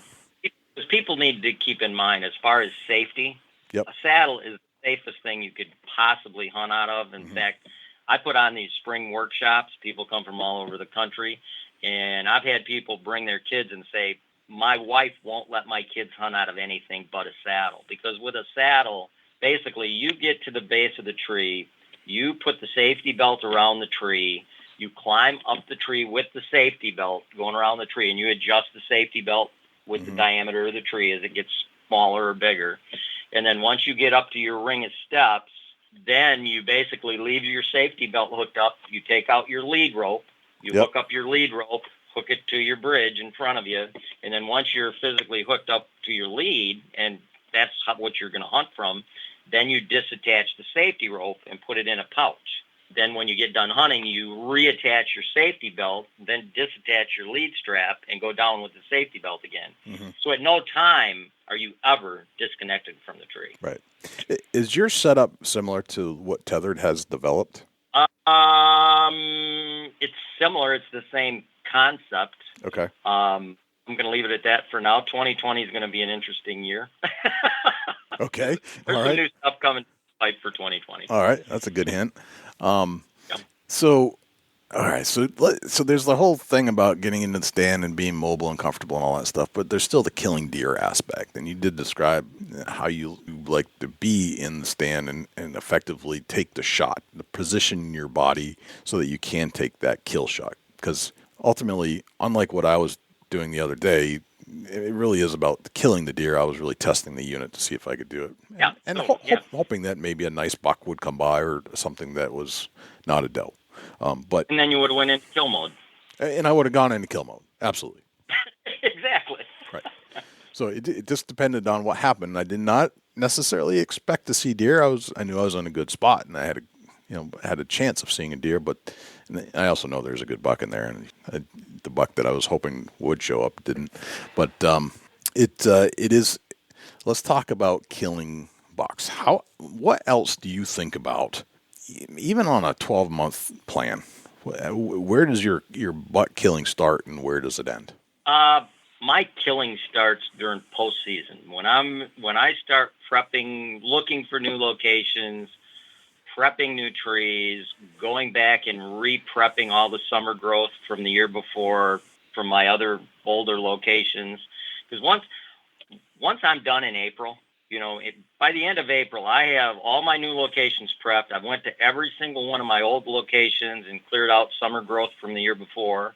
And then I don't go back into any of those trees until the speed tour, where I'm looking for my early season locations. And I don't clear anything up. My shooting lanes and everything, I make them wide enough in the spring that, even with what little new summer growth there's going to be, I'll still have plenty of shooting lanes width. So in my opinion, if scouting and location preparation is the biggest part of killing deer on a consistent basis, is scouting, looking for the sign during postseason when you can go in and you can bump every deer out of the area for 7 days in a row from daylight till dark in February, March, or April, and it has no bearing on deer movements come fall. So you can do as much work as you want, prep as much as you want, and then you leave it alone until season. And you're hunting fresh deer other than the other people in the area that are preseason scouting, which you can't do anything about that because most people do all their scouting and prep during preseason. But that's a big part of it. And then probably the next couple of things are seasonal timing, daily timing for each location. So obviously, if you got an oak tree, apple tree, they're only going to be dropping during the early season for the most part. So those are early season locations. So that's the seasonal timing for those. And also they have daily timing. You don't go hunt an apple tree on a morning hunt because you're likely going to be spooking the deer out from under the apple tree with your before daylight entry. Right. So those are strictly evening locations. The same with a white oak. If you're in ag areas and you've got oak trees that are relatively close, within 100 yards of crop fields, you don't want to hunt those in mornings either. Now, if you're hunting big timber areas, you can go in and hunt oaks in the morning. But if you're going in an ag area and hunting them in the mornings, you're probably going to be spooking deer out of there with your entry. So those are evening spots as well. Okay. And then all my bedding area locations, the seasonal timing on those, or my transition corridor locations between bedding areas, those are all rut phase locations. And typically on an interior bedding area location, it's an all-day set because I'm in my tree an hour and a half before daylight, so I don't spook anything with my entry. Because typically in a pressured area, most of the mature bucks are in the bedding area before daylight. So I'm in there way before they come in, and I don't leave until a half an hour after dark, which is enough time to let them move out of the bedding area before I get down and exit. Okay. So seasonal and daily timing is important. Entry routes and exit routes are extremely important. And obviously scouting and location preparation. I don't know. I bet 50 to 70% of the locations I walk by other hunters, if they're in any kind of security cover, they have terrible shooting lanes. Their shooting lanes are so narrow, the odds of them stopping a moving animal in a shooting lane that's 2 feet wide is near impossible. Lots of times I'll get up in other hunters' trees, and I'm like, hell, if a deer came in here, it's a decent spot, but if a deer came in here, how do you get a shot? They don't have any. Having them properly prepared is a big deal too. Do you? And how you get up a tree is a big deal. If you're prepping a tree for the rut phase when all the foliage is going to be down, that's the cool thing about postseason scouting. When you're postseason scouting, the foliage is also down. So you're looking at the tree in the exact same manner it's going to look like when you go in to hunt it during the rut phases. So you got to get up that tree a little bit higher. You may have to get up there 25 feet. Otherwise, you're going to stick out like a sore thumb if you're down there 16, 18 feet. If you go in preseason scout, there's foliage on everything, and you set a location up for hunting during the rut, and you're 16 feet up in a tree, and that's fine when you prepped it, in September, because there's a lot of foliage. You go back there during the rut when the foliage is down, you stick out like a sore thumb. Right. So postseason scouting, You're looking at the locations, the security cover. You're looking at everything the way it's going to look when you actually go in to hunt it during the rut phases. And you know, in every state in the country, and I do the stats in all the books I've written, every state in the country, 55 to 65% of the bucks in the record book are shot during the 3-week rut, pre-rut and rut phase. Mm-hmm. So out of a 3 to 4 month season, 55 to 65% of the book bucks are taken during a 3 to 3.5 week time frame of that whole season. Wow. So that's what you want to key on. That's interesting. That's really interesting. And midday during the rut phase is a big deal. You know, a lot of people, if you're in the interior of a bedding area, you've got to sit all day. To give you a kind of a strange stat, of the 20 bucks, I've got 31 bucks in the Michigan record book and 19 in the record book from out of state. But of the 31 in Michigan, 20 of them were shot between November 1st and November 14th. So that's a 2-week time frame. And of those 20, 7 of those 20 were shot between 11 o'clock a.m. and 3 p.m. So that's 35%. So I've shot 35% of my book bucks in that 2-week time frame during midday, while I've only spent 8% of my time on stand during midday. So I've killed 35% of the bucks during midday while spending only 8% of my time on stand between 11 and 3 o'clock. Wow. Okay. That's a very interesting stat, too. Wow. Midday is a big deal. Big deal in pressured areas. That midday movement's a big deal. But you got to be in the right type of an area. I mean, you're not going to go set up on the edge of a crop field and sit during midday and see anything. That ain't going to happen. You gotta be someone's a cover. The spot is important, right? It's not just the midday movement. It's getting into the right spot and then allowing the midday movement to occur. Correct. Yeah. Yep. Yeah. It's a whole different ballgame because you can go anywhere and they could be moving midday, but if you're not in the right spot, it isn't going to matter. Exactly. And a lot of people struggle hunting midday because midday hunting is very boring. It's extremely boring. Right. Don't see a lot of activity, but typically when you do, it's a good buck. You see the percentages of good bucks you see during midday, as long as you're in some semblance of security cover, you know, in bedding areas, for instance, that's where mature bucks push the does into when they're hot, and that's where they breed them during the daytime. And, you know, they'll get up and push the doe 20, 50 yards and breed them, and then they'll bed down and they'll get up 20 minutes later and do the same thing and breed them again. So, you know, in a bedding area, there's a lot of activity that happens during the rut phases, and most people like to sit on the perimeter of a bedding area and listen to what's going on in the bedding area as opposed to being in it where the action actually is. Right. But you got to hunt it strategically. You got to strategically make it an all-day sit and commit to a way before daylight entry and an after dark exit. Gotcha. Otherwise, you're spooking deer with your morning exit and spooking deer with your evening entry. Right. So you're getting in real early, well before sunrise, into these bedding areas where you can partake in the activities and see. You know, you're going to be in the midst of all that stuff when it happens. Yeah, I'm in my tree and settled in and quiet an hour and a half before daylight. Wow. Okay. I'm going in there. I'm entering the bedding area probably at 2 hours before daylight because it takes me about a half hour to climb a tree and get set up the way I like to get set up. You don't strike me as the guy that is casual about that. Like, it seems to me that you're on top of that endlessly. Like, this is something that's important. Am I picking up on that correctly? I'm not casual about anything when it comes to deer hunting. Okay. I'm very serious about everything I do. I'm serious about every step I take. Okay. So by season timing and daily timing, all that stuff's really important. You know, all buck activity revolves around doe activity during the rut phases. So a lot of people make the mistake and they hunt their rut phase spots. They'll hunt a primary scrape area, you know, during the October lull when the big bucks are primarily nocturnal, and what they're doing is they're altering the doe traffic. That, you know, you hunt it 2 or 3 times, and the first time you may see 4 does, the next time you see 2, and then the next time you see none. Well, when you alter the doe activity at a rut phase location, obviously the bucks that are going to be pursuing those does, they're not going to be coming to that location during the daylight either. You know, they may come and there may be a lot of activity, buck activity there, but if it's all after dark, what's the worth of, you know, there's no sense in hunting it. Right. All the buck activity in the world is worthless if it's all made after dark. Right. So do you have let me get back up. Have you ever missed your timing? Like, you ever been running late, and do you change your plan if that's the case, or you just don't go at all? No, I don't change my timing. I don't change my timing when I'm going hunting. Okay. There has been times that, and this happened in 2012. This was the last time it happened. I went to a tree. It was pre-rut, late October, and my plan was to sit in the tree until noon. And it was a weekday, and it was relatively close to my house.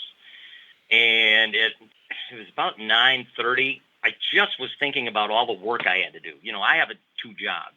Yeah. So I was thinking about work I had to do at home. And I decided, you know what, I'm going to cut this hunt early. And I'm hunting on a scrape line, a runway that had scrapes every 40 or 50 yards along it. Okay. And it eventually went to a primary scrape area where there were no trees I could hunt from.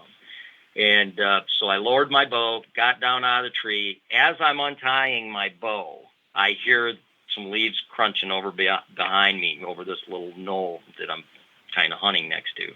And sure as crap, before I could even untie my bow, the buck that I was after came by at 8 yards. And he stopped, and I'm behind a tree. I'm trying to just hide behind a tree. Right.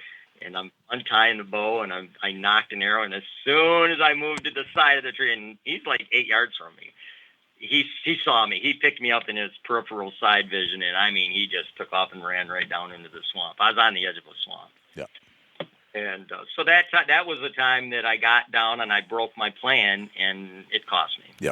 So it happens. It happens, but it happens so rare in your life, it sounds like that you can remember the exact date and year that it happened. Like you're sticking to the plan, or you're not going. That's what it sounds like. I wrote an article about it. Yeah. Yeah, I like to write articles about everything, whether it's good or bad. In 2016, I went on an Ohio hunt in December, and I didn't kill anything, and I learned a lot of things on that hunt, and I wrote an article about it for other people to learn from them as well, that I didn't kill anything. Yep, gotcha. Yeah. And that's important, because I think you learn a lot from your I don't know if failure is the right thing, because I guess you learn a lot from failure, right? It's you never forget your failures. Right. I'll forget my things I do right. I'll forget those less. Right. Or more frequently than I'll forget failures. Right. Yep. Do you have a particular species of tree that you prefer to hang out of, or do you look for a certain kind of tree? I like big diameter trees. That's another thing you see on YouTube. Most of these saddle guys are getting in trees that are 12 to 14 inches in diameter. Mm-hmm. I'm a guy that likes trees 20 to 26, 28 inch diameters. Okay. I like trees that I can hide behind, and I can get up them a little bit higher without having to worry about the tree moving because it's so thin. And I like trees that have some branches in to block my visual, give me some concealment cover. Because usually during the rut phases, they don't have any leaves in them. So, if they've got some branches for some concealment cover, that helps out a little bit. Yep. Gotcha. Could you take us on a memorable hunt that you've been on? I'm sure you've been on a bunch of them, and a lot of them I'm sure are memorable. Maybe you could just pick one. I'll give you one of my most memorable saddle hunts, since we've been talking about saddle hunting. Perfect. And this hunt was in 2004, and it was in Michigan, and it was on Election Day in 2004, and I voted up north, and I drove about 2.5 hours down to this spot, and I got there at about noon, and I got in my tree for the rest of the midday hunt and the evening hunt, and I was hunting at a primary scrape area next to 2 apple trees. And basically there was a swamp on one side of me, and then I was up on a hill ridge, and then it dropped down into heavy mature timber with really dense understudy, briars and bedding area down there too. So I was in a transition zone between these two bedding areas, the swamp and the timber with the heavy understudy. And I'm sitting in the tree. I've got the scrapes in front of me with the tree between me and the scrapes. And I had set this tree up on the southeast side of the scrape area, because I don't pay attention to the wind as far as worrying about getting winded. But once in a while, when I'm setting up at a primary scrape area, if there's a tree on the southeast side. That's what I'll set up, because typically the prevailing winds are out of the northwest. And a lot of times big mature bucks will come in and scent check a scrape area from downwind without actually coming into it. They'll stay in the security cover and just scent check it from, 15 or 20 yards downwind. Yep. So I'm sitting in the tree, and that's exactly what this buck did. This buck come up the hill, and he's kind of circling around to the side of the scrapes, and I'm expecting him to come into the scrapes. I always expect him to come in, but this one didn't. And I see he's going to go around to my right. So just like we were talking about a while ago, I started to swing around to 180 degrees. I was swung around 180 degrees to the opposite side of the tree, but by the time I got around there and got into position, he had went through my lane, because I had a lane to my right, to my 3 o'clock from where I was originally sitting. Yep. So then I swung back around to where I originally was, and he circled around and came. I didn't have a shooting lane behind me. He circled around and he came in, and he came right up to the base of my tree. My tree's probably 15 yards from the scrape area in the brush.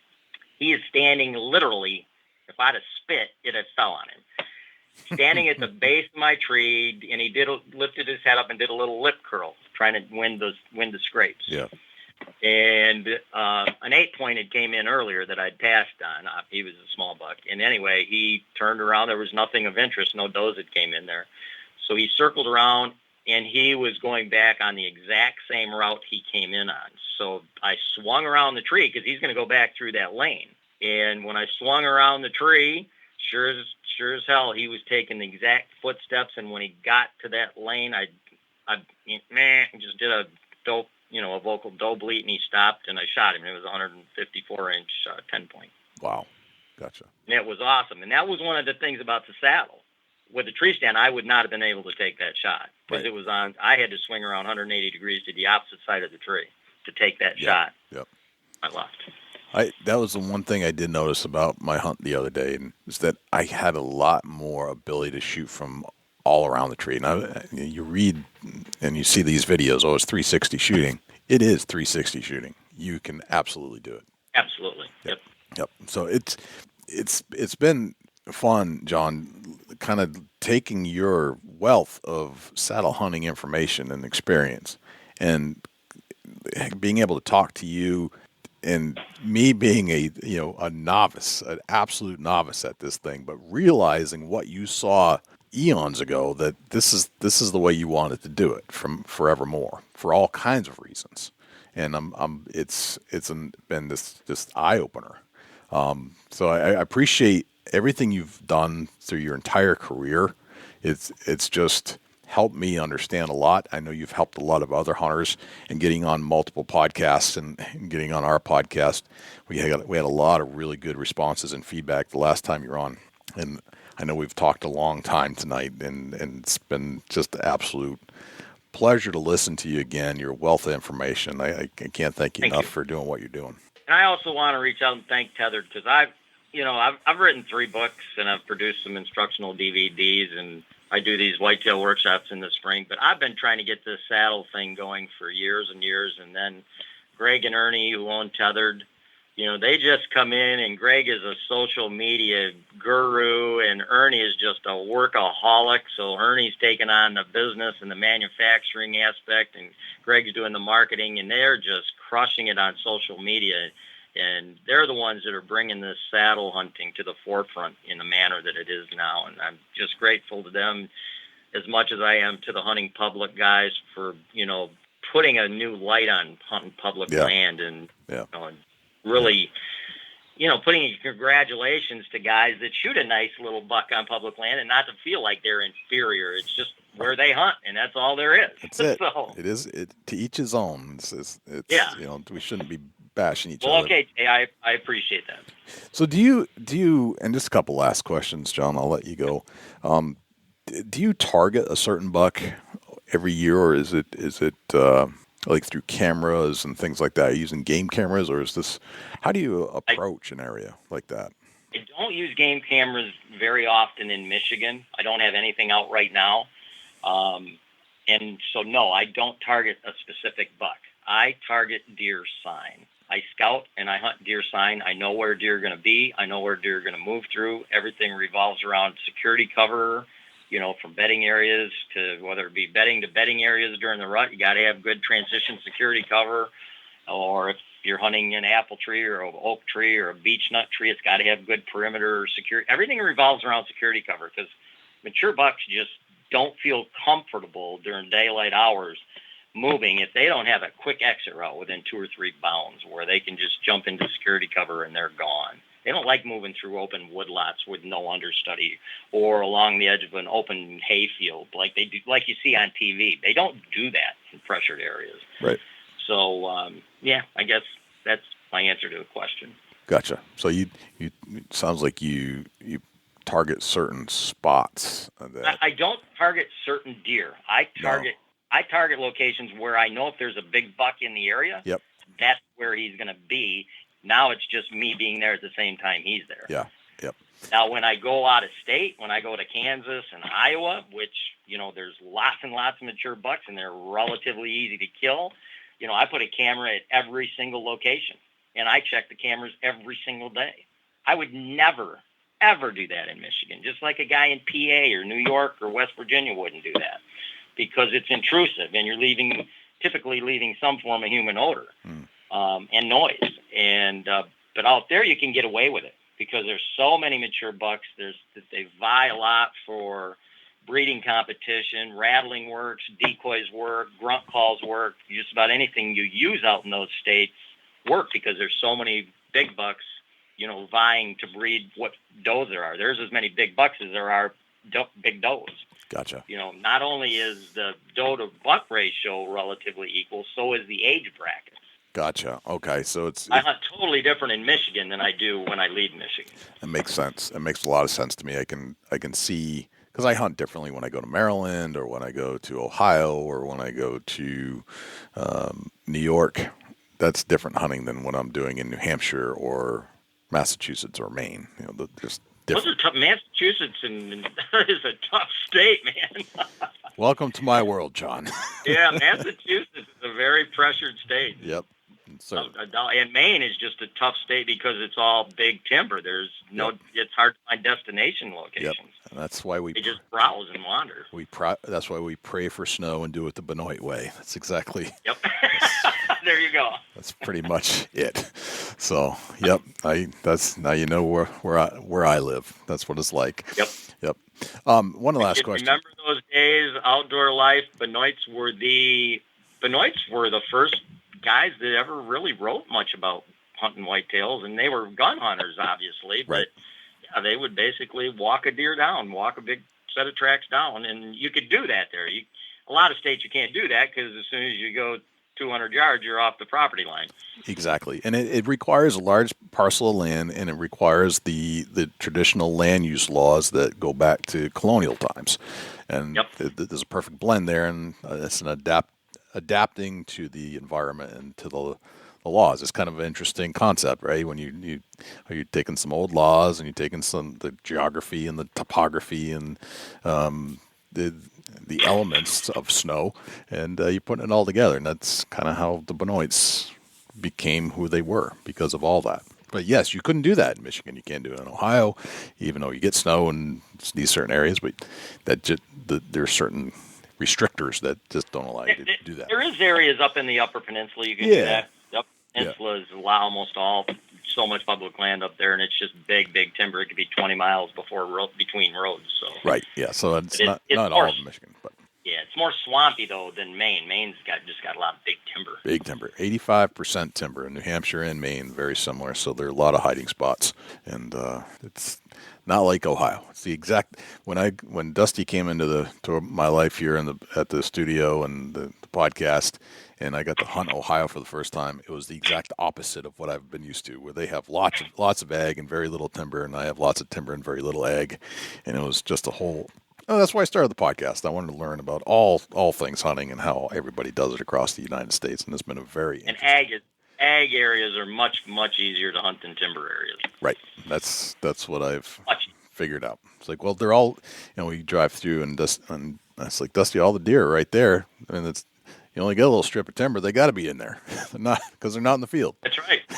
And ag areas typically have more deer per square mile than big timber areas. Right. Yep. Timber areas have a smaller carrying capacity as far as, what will support a deer herd. Yep.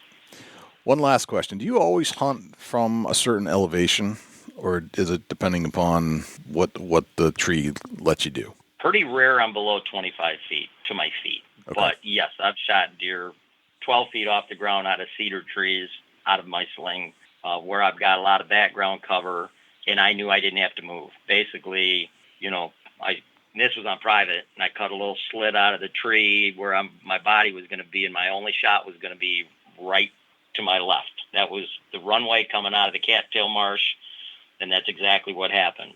And it wasn't a book buck. It was a 2.5-year-old back in the 70s, early 80s. And it happened just like I planned, but I was only 12 feet off the ground, and he came by at like 8 yards. I felt like I could reach out and touch him. He was so close. Wow. Very cool. Gotcha. Well, typically I'm up pretty high. Okay. That's why I practice off the roof of my house. I never ever practice off the ground. I replicate my practicing like I'm hunting out of a tree. So yeah, and you can just get away with more the higher you get. It makes your shot angles more difficult, but that's why I practice from a similar height. Yeah. Gotcha. That makes sense.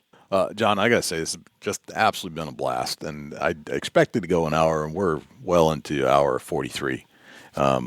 It's been absolutely mind-blowing, and I appreciate taking the time again to talk to us and our audience. It's always just very educational, and I guarantee you that, as usual, our audience will appreciate anything you do. Well, thank you, Jay. I appreciate the opportunity, and I hope everybody goes out there and kills something.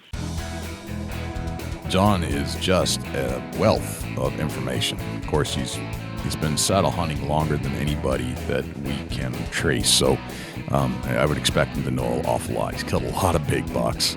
He's done a great service to the concept of saddle hunting. And from the novice saddle hunter, me, I can honestly say it was one of the most comfortable experiences that I've ever had in a tree.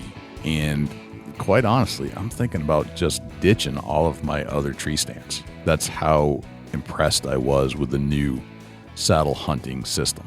So looking forward to watching what John does. I know he had a little injury there with his shoulder, but I'm sure he'll be back in the woods in no time and killing more big bucks.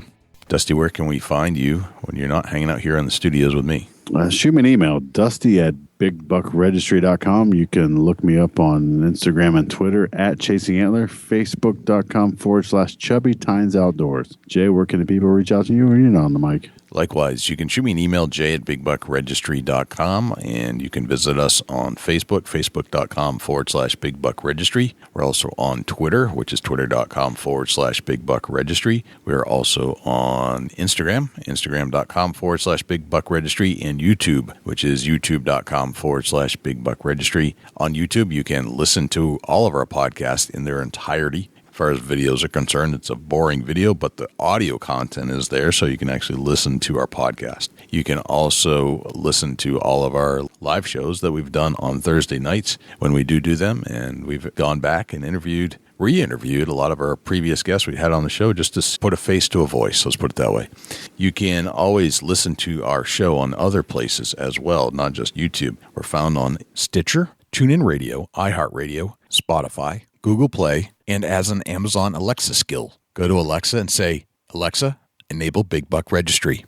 And if you would like to submit a buck to our page for consideration and be featured on our page in front of 250,000 diehard deer hunting fans, all you have to do is go to bigbuckregistry.com/mybuck, and all of the instructions will be right there. I think that's pretty much everywhere we're at. I think that's a wrap, Dusty. That's a whole lot of big buck, Jay. Sure is. I'm Jay Scott. I'm Dusty Phillips. And this is the Big Buck Registry's Deer Hunting Podcast. We'll see you next week.